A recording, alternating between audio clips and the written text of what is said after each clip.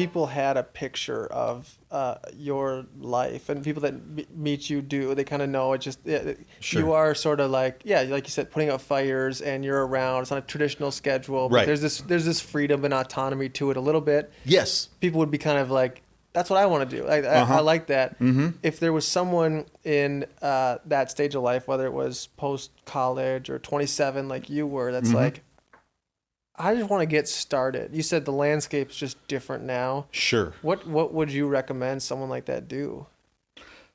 It's hard because sometimes I'm torn because I see my personal situation and I look at it now and I know that I'm self-employed. I have no complaints. I make a very nice living and have done very well. Mm-hmm. But at the same time, there's still these continuing hurdles. Like I pay $37,000 out of pocket for health insurance a year. You Yeah. know, and as you know, I have a son with disabilities, so it's ultra important that I have health insurance, Mm-hmm. right?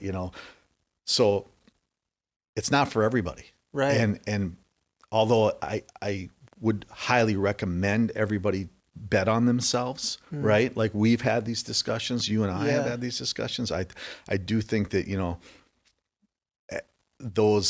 those things that come with working for a corporation, a schedule that is firm and when you work and when you don't work, is easier to manage for most people. It's hard with the autonomy that I have. Sometimes it's hard to manage that for a lot of people, and then things get left by the wayside because you've been given too much freedom, right? There's a discipline to it. Yeah, a personal yeah, discipline. right. Yeah, people Yep, underestimate yep, that. Yep. So I making this up, but for the first 15 years of my career, I probably worked 362 days a year, in some way, Sure. shape, or fashion, right? Yep. And then, after getting married, and then there's different poles in your life, and we were able to I started taking the month of January off, and we would go to San Diego and rent a VRBO and get away from here for a while and break up the winter, and that was great. I think my wife really loved it, and the kids loved it, and and then COVID hit, and that changed that as well, and yeah. So, but I do encourage people to bet on yourself, and to give it a shot, because you can always then go back to the corporate gig if you've got your educational background behind you or whatever. And I didn't have that necessarily. I was more of a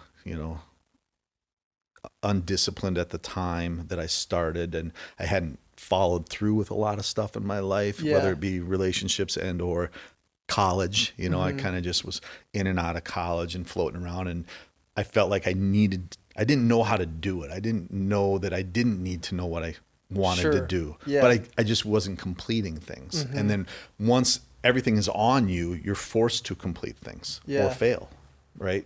So, and I didn't want to let anybody down. Right. Do you think somebody, if they had $10,000 now, could they do it? Could they not everything that you've done, but starting that first bar? Do you think that could even be done today? I don't think without the access to other people with assets. Sure. I don't think you could just just your inventory alone would exceed that, and so it's just a different time, and there was so many opportunities, and really I got lucky in the fact that the business that I ended up buying, which was again the former Corner Bar, which was a strip joint, is that there was such a negative feel, and they didn't take care of the building. It really looked terrible, and there was such a negative feel to that whole property that traditional business people or investors weren't interested in it, or else they would have swooped it up. Because honest to God, I paid $148,000 for that. You know, most people pay $100,000 more for their house, right? And so I stole it, but it was a situation where it was just not a desirable thing, and I was really out like so many people, and he's never going to make it. They can't make it there. It's it's gross, right? But they didn't know my desire to want to do things the right way. Sure. And we starting from day one, I mean, we didn't allow our underage workers to drink. We We walk our ladies that work for us. We walk them out to their car after their shift, and we try to do things in a correct manner Sure. to make people feel like this is an important job. Because what you get a lot of times in my industry is it's not a real job. Yeah. Right. Yeah. Even though these girls are making per hour more than most people in this town make, it's not a real job. We don't take this seriously. And what are you going to do when you grow up? Yeah. Yeah. Right. Sure. Yeah. So. Yeah. Yeah. What I heard when we were talking about is not for everyone. Kind of the requirement of self-discipline and Right.